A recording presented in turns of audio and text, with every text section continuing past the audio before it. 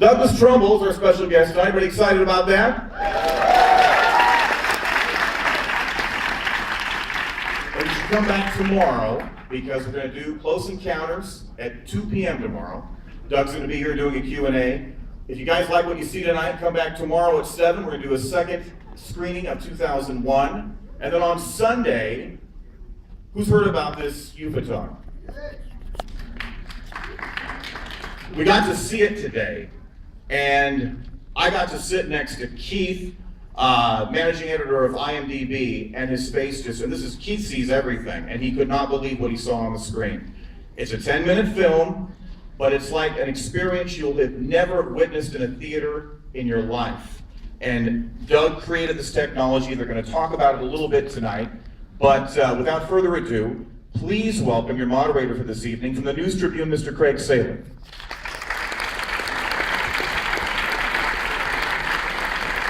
Thank you, Joe. In 1968, the visionary director Stanley Kubrick and screenwriter Arthur C. Clarke brought to theaters a film that redefined not only science fiction, but movie making itself.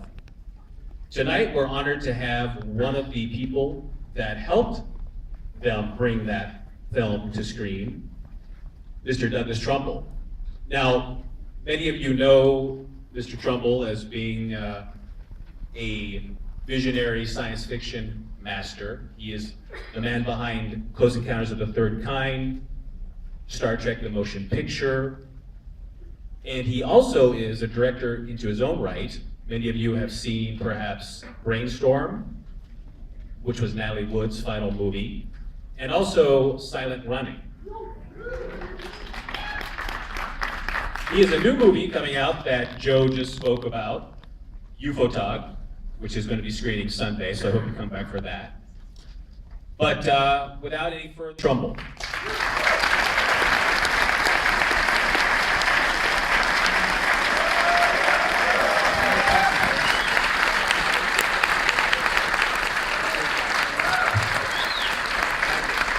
Thank you very much.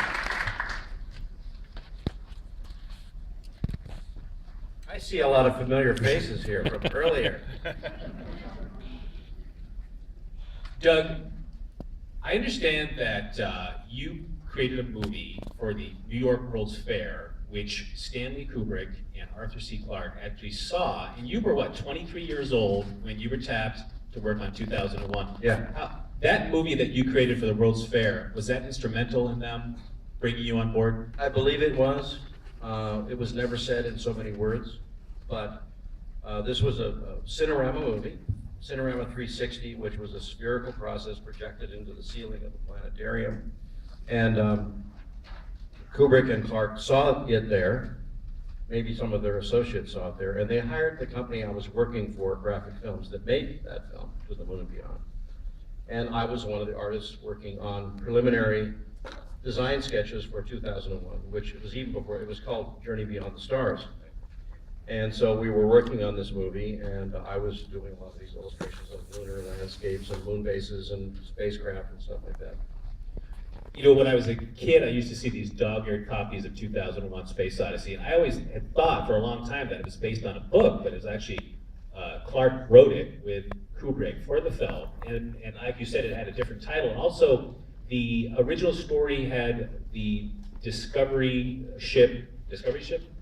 Yeah, Yes. Discovery. Headed to Saturn and not to Jupiter. Right. Why was that changed? In the process of trying to do whatever their destination planet was going to be, the artists, who were really wonderful senior illustrators working on the film, were trying to paint it.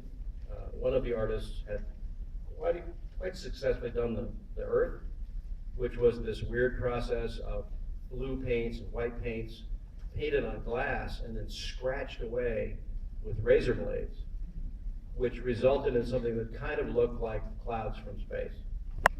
When they got to dealing with Saturn, which had to be totally round, they painted it and painted it and painted it. They couldn't make it look round, they couldn't make it look believable. There were only, at that time, there were not very good photographs of Saturn or Jupiter. But they decided, well, we'll go to Jupiter because it's a little easier, it doesn't have rings around it. So, yeah. And I understand that you were also responsible for the look of a lot of the spaceships, or if not all the spaceships, in the picture that when they arrived at the studio, they were rather, I want to say unrealistic looking, but obviously we didn't know what a whole lot of spaceships looked like in those days. But Right. you gave them a more realistic look. Well, that I kind of created for myself because I could see these miniatures coming in from outsourced fabrication shops that were building these fiberglass models of the moon bus and the Ares and the space station, and they were just very simple black. They were white fiberglass models with some lights and windows.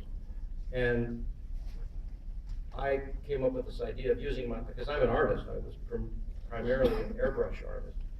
So I came up with this idea of making all these little masking friskets and stuff, so I could paint all these little gray and different colored and different reflectivity panels.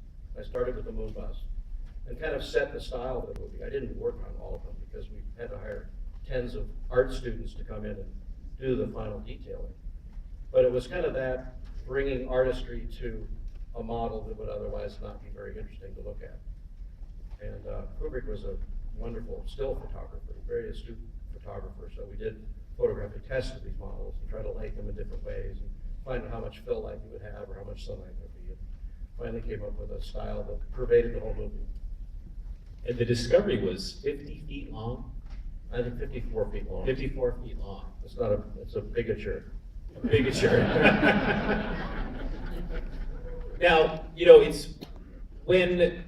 it's easy to look at a movie that's set in the future and point out things that the movie makers got wrong or they got right. But that really wasn't when you're making a movie about the future, it's not your intention to try and predict the future, is it? What is your? No, you're trying to do as good a job as Right. you possibly can to be credible and informed. And so I had already come from this world of making films for NASA about the Apollo program, and which was a real project that was underway prior to 2001. And so Con Pedersen and I, who were we were the two leading guys in the effects team, were pretty knowledgeable about thrusters and rockets, Vernier rockets, and the reason for orbital mechanics and why things behave the way they do in zero gravity space. So we brought that to the movie.